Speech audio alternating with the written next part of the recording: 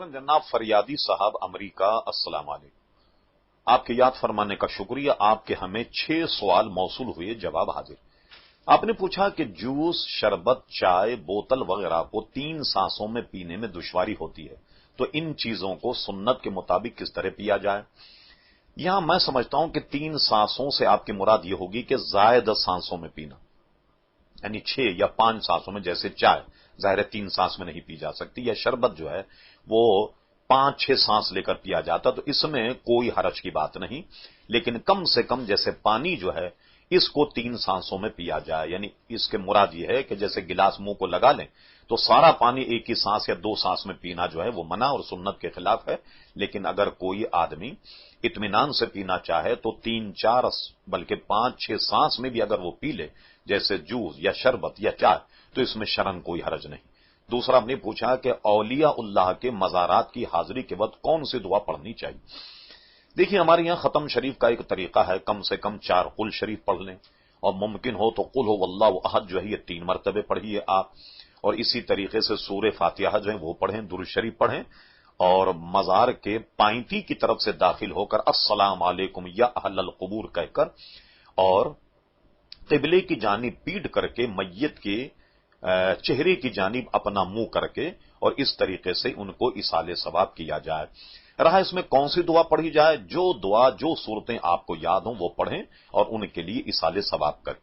تیسرا آپ نے پوچھا کہ حنفی مذہب کے مطابق عشاء کا وقت کب شروع ہوتا ہے، وضاحت فرمائیں۔ دیکھیے، آپ کو امریکہ میں کوئی نہ کوئی اسلامی ویب سائٹ مل جائے گی جس میں آپ کو حنفی مذہب کے مطابق عشاء کا وقت جو ہے وہ مل جائے۔ شرعاً اصل میں حنفی عشاء کا وقت جب شروع ہوگا، جیسے سورج غروب ہونے کے بعد اگر وہ 18 ڈگری نیچے ڈوب جائے تو 18 ڈگری پر ہمارے یہاں عشاء کا وقت شروع ہو جائے گا۔ تو یہ ہمارے یہاں یہ حساب ہے کہ سورج غروب ہونے پر جب وہ ڈوبتا ہے تو 18 ڈگری نیچے جب پہنچ جائے سورج تو تب ہمارے یہاں عشاء کا وقت شروع ہوتا ہے۔ لیکن یہ جاننا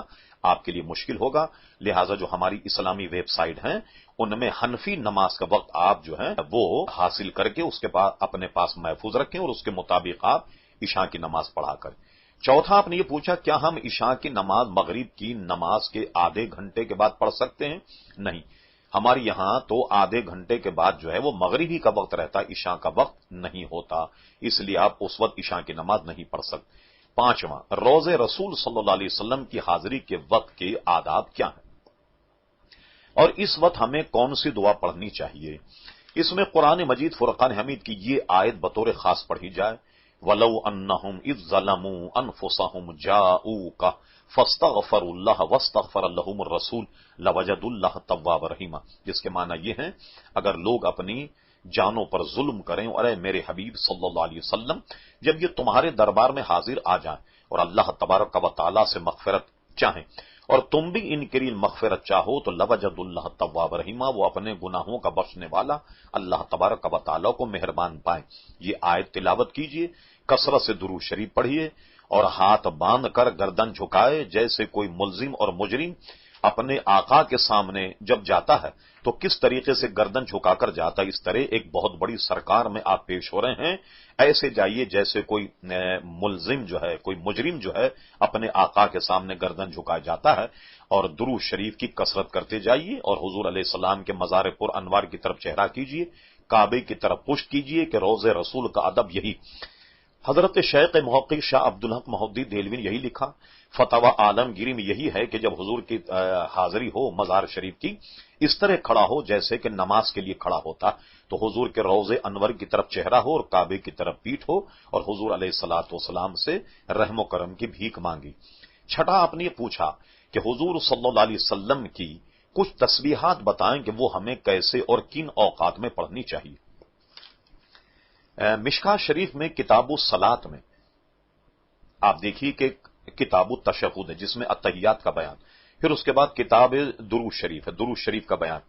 نماز کے اندر پڑھنے کی کچھ دعائیں ہیں جو درود کے بعد میں پڑھی جائیں، پھر اس کے بعد جب سلام پھیر دیں تو نماز ختم ہونے کے بعد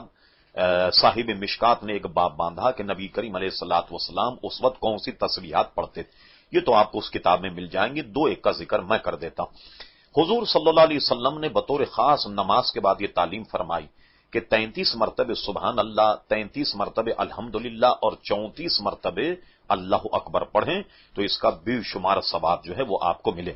اسی طرح امام بخاری رحمت اللہ تعالی علیہ نے اپنی بخاری شریف میں سب سے آخری حدیث یہ بیان فرمائی، حضور نے صحابہ کرام علیہم رضوان سے ارشاد فرمایا، اے جماعت صحابہ، کیا میں تمہیں ایسے کلمات نہ بتا دوں کہ جو زبان پر تو بہت ہلکے ہوں لیکن میزان میں بہت بھاری ہوں؟ صحابہ نے عرض کیا، حضور ضرور بیان فرمائیے۔ حضور نے ارشاد فرمایا کہ تم یہ پڑھا کرو، سبحان اللہ و بحمدہ، سبحان اللہ العظیم، سبحان اللہ و بحمدہ، سبحان اللہ العظیم، سبحان اللہ و بحمدہ، سبحان اللہ العظیم۔ یہ کلمات فرمایا کہ یہ لبوں پر، دہن یعنی منہ پہ تو بہت ہلکے ہیں لیکن کل جب ہمارے اعمال ترازو میں تولے جائیں گے تو اس وقت فرمایا کہ یہ کلمات جو ہیں میزان میں بہت بھاری ہوں گے۔ یہ ہیں ایک دو باتوں کا میں نے ذکر کر دیا، اور ویسے تو حضور علیہ السلام کے تسبیح اور دعائیں وغیرہ یہ حدیثوں میں موجود ہیں، وہاں ملاحظہ کیا جا سکتا۔